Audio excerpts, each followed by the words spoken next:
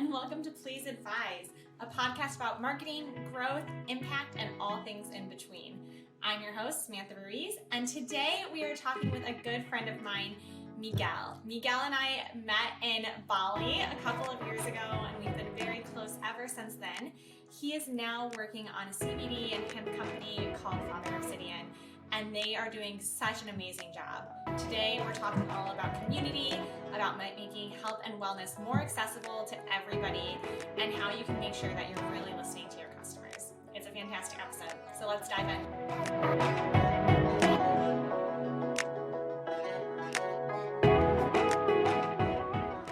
Miggy, hi! Thank you so much for joining. I'm so excited to talk to you today. What's up, Sam? I'm happy to be here.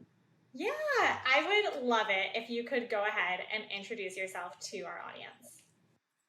Yeah, so my name is Miguel Cerda. I am the founder and the owner of Father Obsidian, which is a hemp-based brand, and what we essentially do is we create hemp products, and that is, most people like to think of it as like the marijuana plant, but it's actually something different. So we try to extract the other compounds that are in those plants to create products for people, so they can get the benefits without feeling the euphoric effects that traditional marijuana gives. Very cool. And you've been doing this for a while.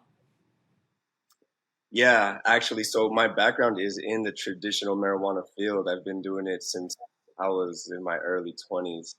I think I started my first business at like 20 or 21. And it's been a crazy journey, but it's pretty cool because it led me here. I started it when I first started it. I started it out of my own interest because I was totally into the history of it, and also I used to have a lot of fun, like any 20, 21-year-old. But throughout that process, I actually met a lot of people and found a lot of situations where these plants were actually helping people get a better quality of life in different ways, whether it was people with arthritis or people with multiple cancers. And that really influenced me early on to create Father Obsidian, the business that I have now. Very cool. And I mean, you and I met, I guess, like in the middle of Father Obsidian. And it's funny for me to think about kind of the path that you and I have both taken on our own, how different it is and how those paths can be a bit winding and change. Like, I would love it if you could just share a little bit, we met in Bali, right? So you've had a few very busy years since we met. I would love for you to just give some insight into how you kind of grew this into a full-on brand over the past few years. Yeah, so that was actually, I didn't know it at the time, but it was very formative into creating Father Obsidian. Because at the time, as you remember, I was just into photography. I had recently moved out of New York. So let me backtrack a little bit. I had started one of the first marijuana delivery services in San Francisco. I did that for a while, sold it, went to New York to do photography. Then I was kind of, in not lost, but just trying to find a new direction. I was kind of tired of what I was doing. So I came back and I tried to go to school, and it's how I came across the opportunity to go to Bali. I met you. And I was trying to learn all the social media and the branding and all that. And when I came back, what ended up happening over time is I married what I learned there at Bali and what my original background was. And I used my old network to create Father Obsidian.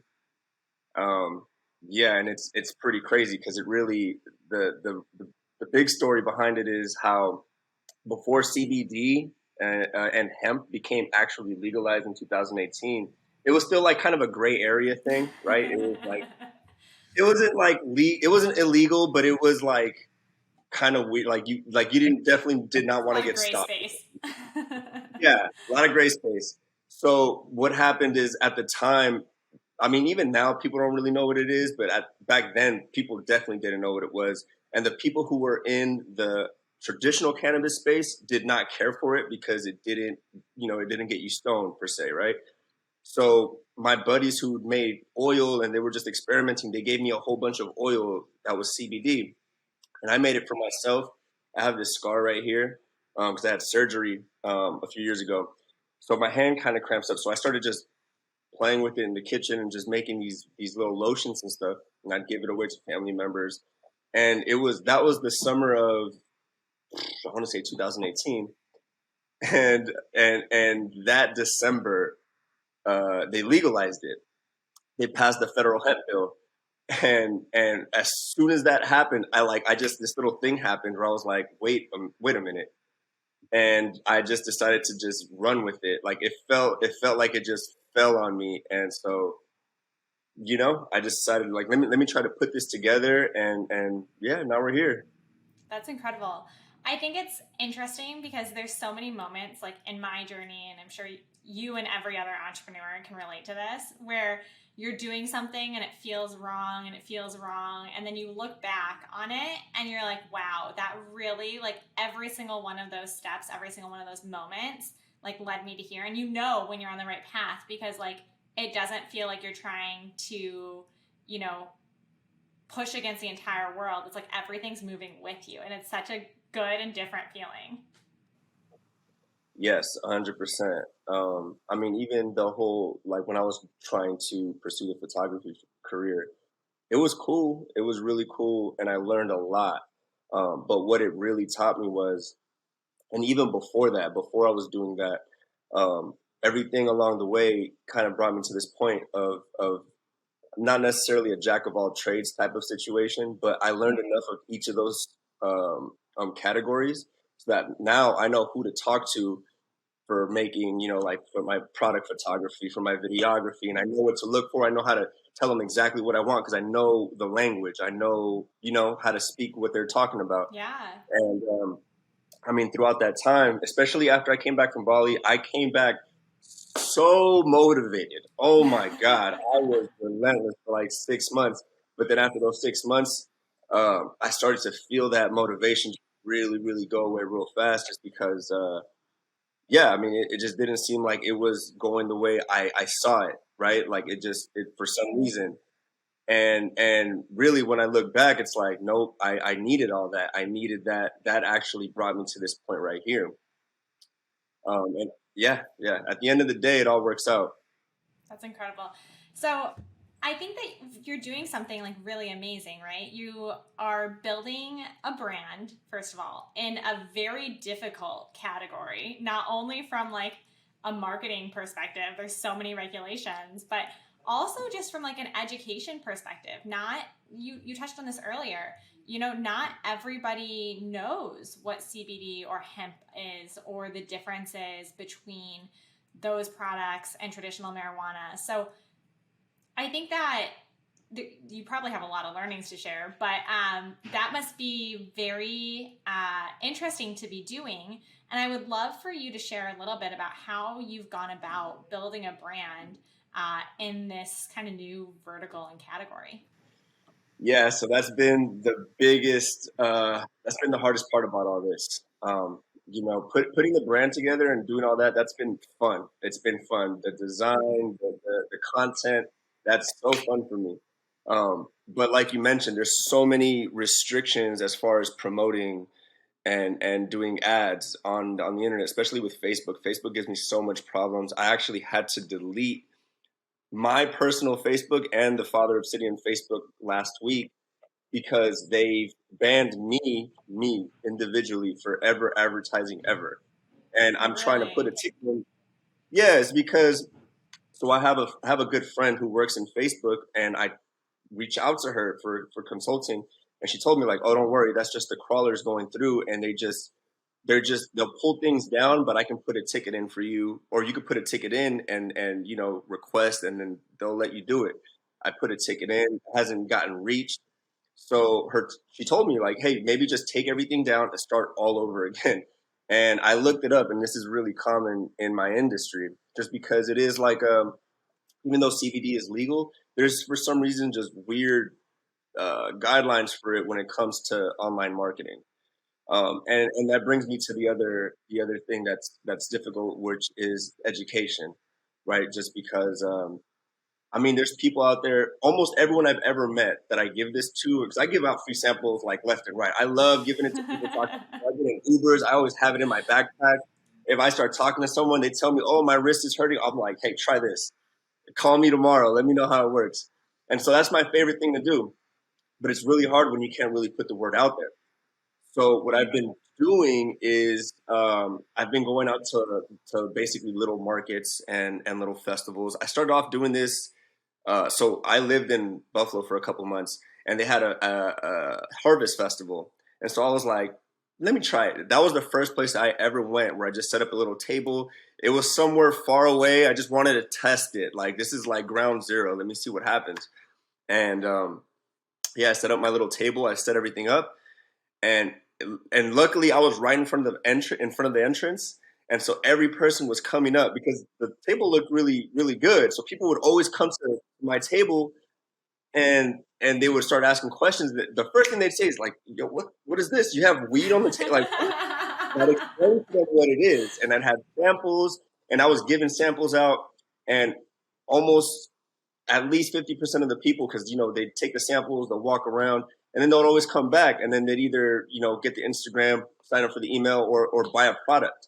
And a lot of those people to this day are subscribed or still shop with me, which is really cool. But that was where the first place where I saw it, where it was like, wow, people who need this don't even know that this exists. And one person who really stood out to me was this guy who was I want to say he was a Vietnam veteran. He's an older dude, and he saw the table, and he came up, and he kind of had like this kind of non-approving look, and he was just asking questions. But I was being really cool with him because I understand where people like that come from. I totally get it. I get it. So I was talking to him, and I gave him a sample. I gave him the bomb, and I was like, "Here, try it, dude. Like, if it works, it works. If it doesn't, throw it out." He came back later before he left, and he was like, "Hey, man, I can't believe it works. I've been taking pain meds for X amount of years, and like, I feel like with this, I can actually start weaning off of them." And that dude was the first person to subscribe. He was like, because I told him I was going to do a subscription service. He was like, let me know when you do. And I did. And he was the first person who did it. And to this day, he subscribed. And, but that was how I knew. I was like, okay, the biggest challenge for me is the education for people who don't know.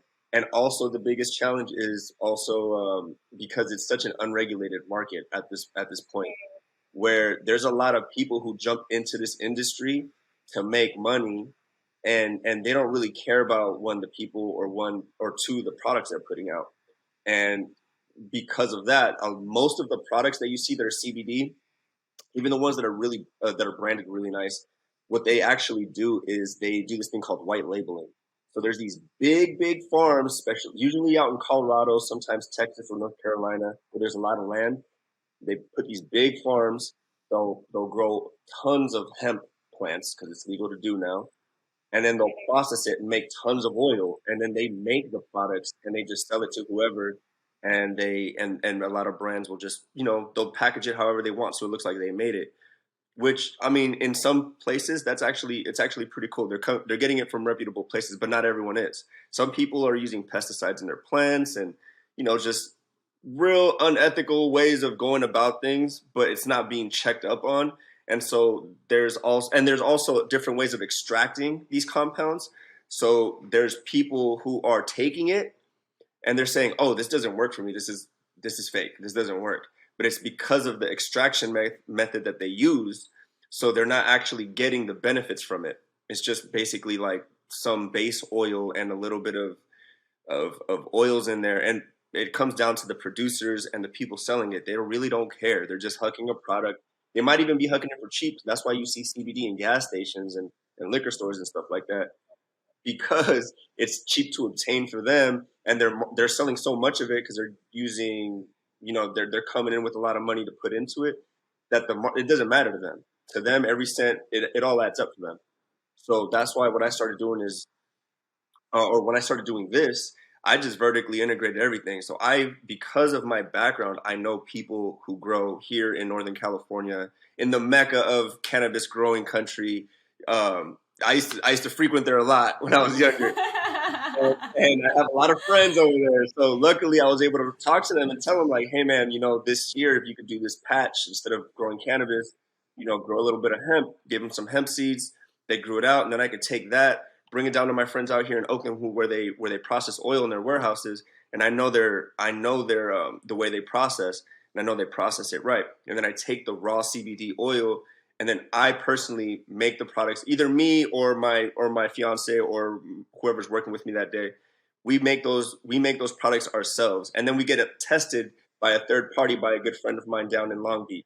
So we do this long, extensive process to make sure. At least for me, I take my products every day. Like, I personally take them, so that way I know that I feel comfortable giving it to others and talking about it, and I know that others are getting what they need. Yeah. So that's, yeah. That's honestly, okay, there's so much I want to unpack with what you just said because it's all really, really amazing stuff. So, you know, the first thing is that direct relationship that you have with your customers. Like, that is, I feel like, not something that as many founders, think about early on, is like, let me build these direct relationships, these direct pipelines of feedback with my customers.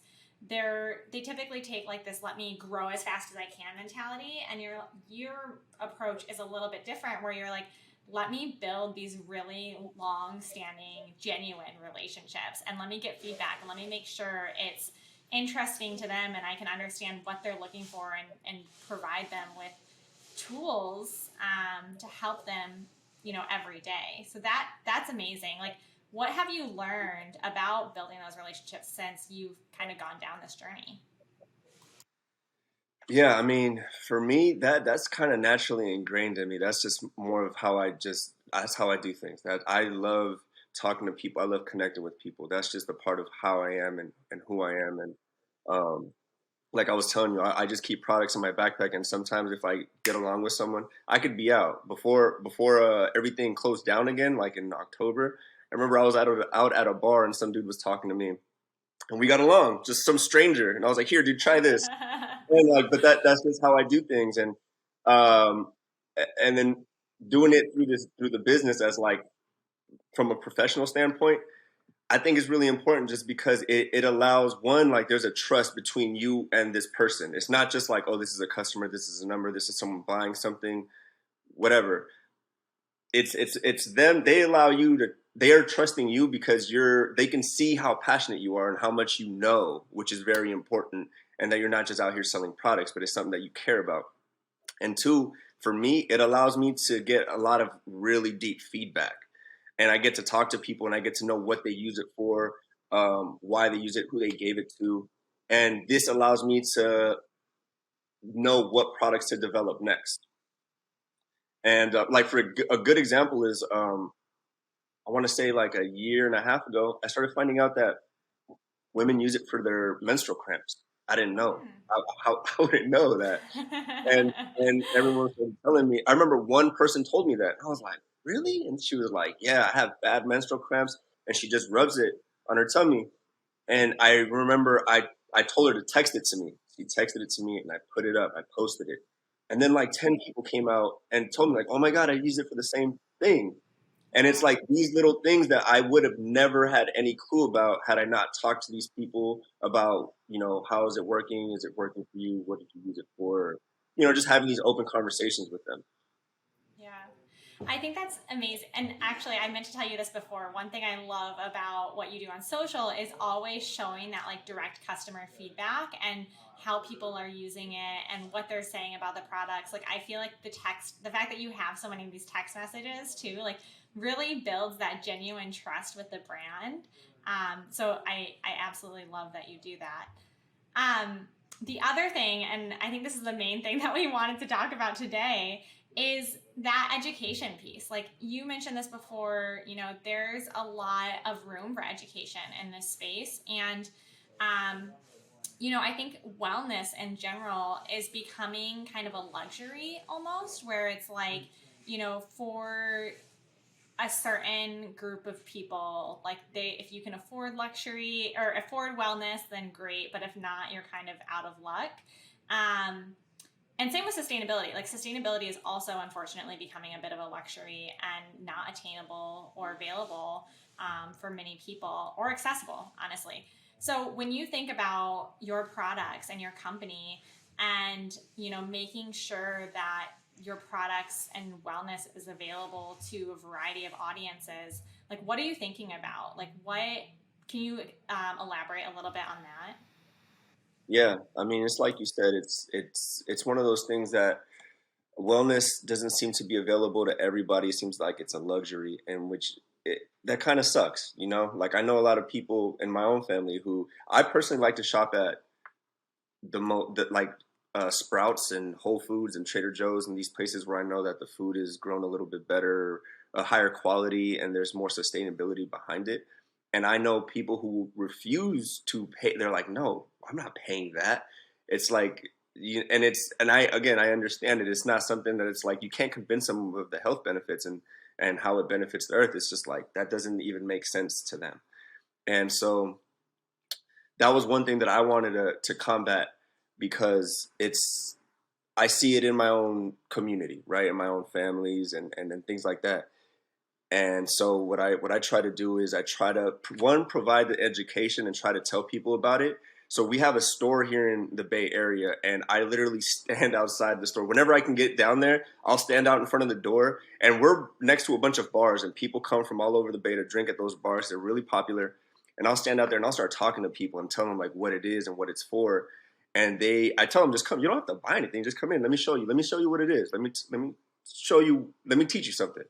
And they'll come in and they're always interested, whether they buy something or not. They're interested in it. Whether regardless, they leave with some piece of knowledge. They know something now, and that's my whole point.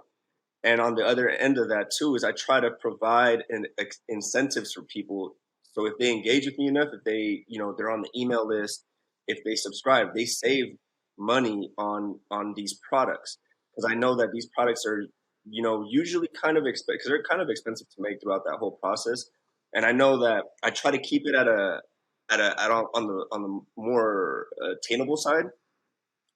But also I got to keep everything running. So what I try to do is I give incentives like, hey, look, if you subscribe, you save 30% off.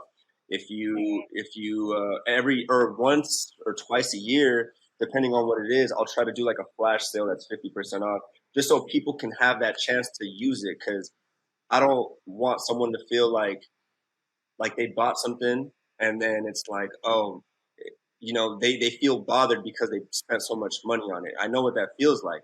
So it's like if I can give opportunities and chances where it's like, oh, look, if you subscribe, you get this much off, or oh, here's a flash sale. If you apply this code, you'll get 50% off this day. They have the opportunity to get it, try it out, and then now they know like, oh, that's available. Oh my God, that works. Yes, it's worth it. So it's about giving them the opportunity to be able to use these products. And yeah, even with that, I started doing little things like, so this is one of our main products is the tinctures, right? And this is a 30 milliliter bottle, meaning this is good for about a month. So I noticed that those ones, it's not everyone that gets them unless people really need them or if they're willing to spend the money on it. So what I started doing is started making these smaller, like kind of tester bottles and selling them for way like a tenth of the cost because it cost me a tenth to make. So that way people have access to it. So it's like, oh, you don't have to spend this out of the store because this people are using this to replace their anxiety medications and pain medications and things like that. So that one for that month's dose at full price retail out of the store, it cost them 120. So then I'm able to get them something that's a tenth of the price. They're spending $12. And I can't tell you how many people are always willing to be like, oh, I can use this for my grandma, or I could use this for this, or I can use this for that. And they'll get it. And it's again, it just comes down to that opportunity of like, oh, they can try it out. They don't have to spend all this money and not know because that's also a big factor. They don't know if this is gonna work. I know it's gonna work. I know, but they don't know. They have no idea. And again, it's I don't ever want to come off like a salesman. I don't want to sound salesy to them, so I don't push it on them like that. I'd rather find opportunities or ways to give them opportunities to experience these things and for them to make that decision themselves, whether it works or not. Yeah. And I think it goes beyond just price. Like price is definitely a factor. But I think it's also like how you reach out to those communities and how you brand yourself and how you educate and provide information and provide details, and all of that like goes into the accessibility of a brand and accessibility of wellness information. And I think that's something that your company has done a really great job of. Is, your branding is still very beautiful, but I know you've told me like that was something that was top of mind for you when you were kind of building out Father Obsidian and what the brand stood for. I'd love for you to share a bit about that thought process that you went through there too. Yeah, of course. So with that being said, like I designed everything very minimally, and I try to make it as beautiful as possible, right? Because I love design. I love aesthetics. I just love how things look when they're minimal. So that was the whole reasoning for that. And then on top of that, I want to bring that to places where that's not what they're getting. And one of the things that struck me was when I first started doing this, there was this kid, and I don't know how he got my information, but he reached out to me through DMs, and he gave me this whole story about how he was feeling anxious, and he was out with his friends. They were smoking weed and chilling, hanging out, drinking, whatever, doing kid stuff, right? Like he's like 21, 22, something like that. And he told me how he had a panic attack. He was just like, oh, I had this feeling. He described this whole thing to me. And I told him, yeah, it's cool. Like, just come meet up with me. I met up with him at a Krispy Kreme parking lot or something. I sat down with him on the sidewalk, and we were just talking. And he just talked to me. And I remember I gave him a bunch of products and just told him like, here, use this way. I gave him all the different products that he could use and told him how to use it. And that really struck me because it's one of those things that when I was younger, it wasn't really like a cool thing to be healthy. And again, like the people I hung out with was like that kid. Like if you would have saw him, this kid, he's a street dancer. He's got dreads. He's got he's got his swag and everything. So you wouldn't think like, oh, this guy is having anxiety and he's talking about these things, and you wouldn't think that. And for that to happen, it was kind of like a breakthrough moment for me, because it was like, okay, this is cool, because this is exactly what I wanted to do. And so that was a big moment where I decided to really try to market to these communities that don't have this kind of influence of sustainability and healthy lifestyle and these kinds of topics. And so yeah, I try to keep it like that. Like the store is in this place called Hayward, California. It's right next to Oakland, which is famous for it's a very urban area. I don't know what the word to use. And and then just the culture here in the Bay Area is very much like that. It's like living in two worlds, because the people who are from here and grew up here, didn't matter where you grew up.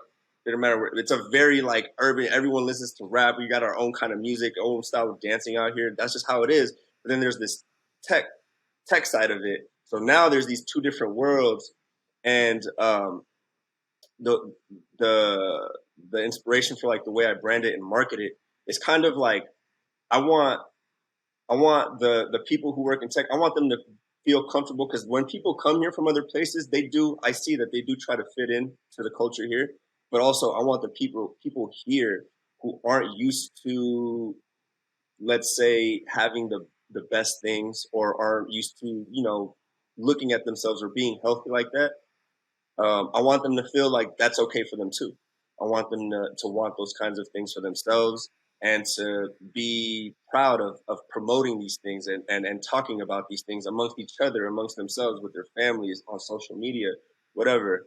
And yeah, it's actually pretty cool, because it feels like I started working with different people out here too, like people who are like big name artists, not like nationally, but here, like out here, it's a weird place, just because people who do music out here can blow up and become successful just by having this region locked down.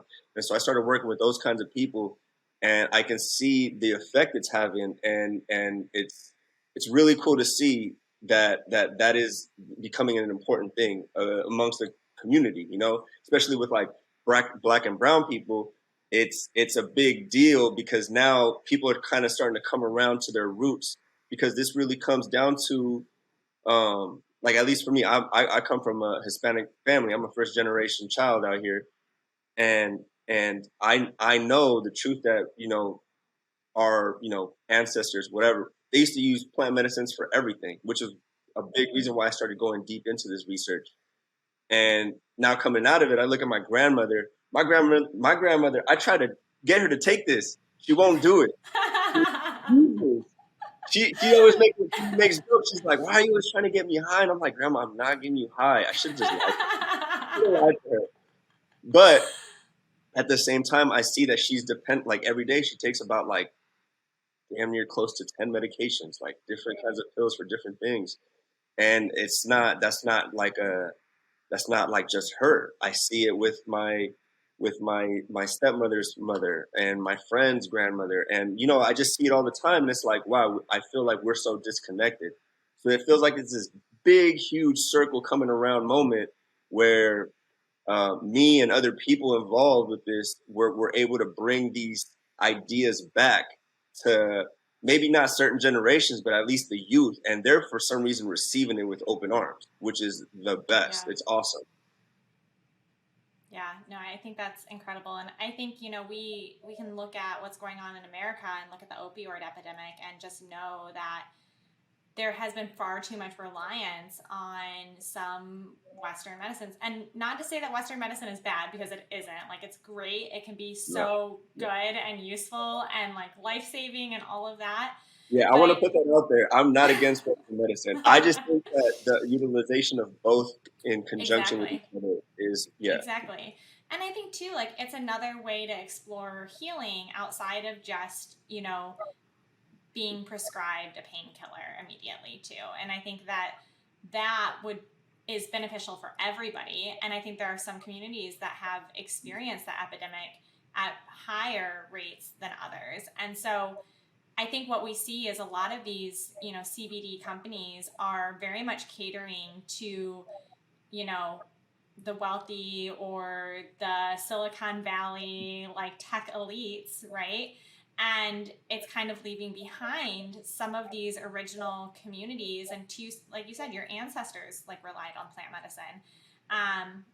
But a lot of these communities are being left behind when these new companies and wellness trends are being branded. And I don't think that's just this. I think that's a lot of different things. Like, I've been looking into Ayurveda a lot lately. And if you try to find a Ayurvedic brand that's owned by like an Indian person, like, it's almost impossible. It's like all owned by like white men from Silicon Valley. And it's challenging. It's really challenging and really sad to think about. Yeah. And then, I mean, for me, I don't necessarily I know exactly what you mean. And I tried to bring race into it as little as possible, because I try not to. I grew up in a very diverse community. I have friends that are every color in the rainbow, but we all grew up together, and so that's why I see it that way. But totally. Yeah, I mean, at the end of the day, it really is like that, and it just comes down to like it's a luxury. It's a luxury, and it really shouldn't be that way. I really think that everyone should have access to it. If I didn't have to pay my bills and try to grow my company, make it and give it away for free. I stand in the corner and just be like handing it out to everybody. Just try this, And I mean, I'm just trying to get as close as I can to that as I can. Yeah. I mean, I think anything that we can do to make these things more accessible to everybody and not just leave behind like whatever group it may be or whatever person it may be, but really think about listening to all of the communities, being very inclusive in how we brand and how we market and how we message and educate. Like, only good can come from that. So I absolutely love what you're doing, and I have a lot of respect for you there. We're getting towards the end of the episode. I would love to hear, do you have any advice for, maybe other wellness founders who are trying to do something similar or aspire to do something similar?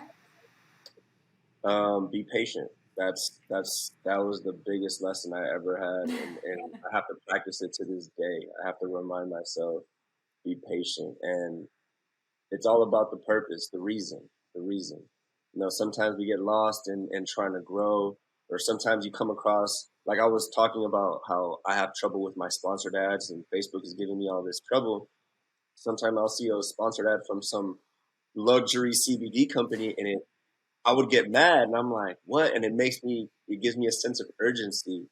And I have to remind myself, like, no, like I'm not competing against those people. Like if they were able to figure out how to get in there, that's cool. What I'm worried about is the people here, the people that are using this, the people that are always checking checking the website and checking the Instagram or the Twitter, the people who look forward to getting their subscription. Like that's who I got to worry about, and that's what I would say. Just worry about that circle of people, and if you focus on them as much as you can, eventually they'll tell someone else who will eventually want to be a part of your circle. Yeah, well, that's incredible. And I absolutely love that. You're building such a great community and such a strong community too at Father Obsidian. So definitely great advice. So people who may want to follow you, may want to stay in touch, or follow along on the journey, where and how can they reach you?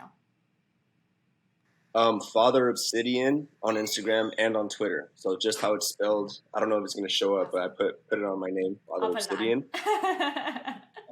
All one word.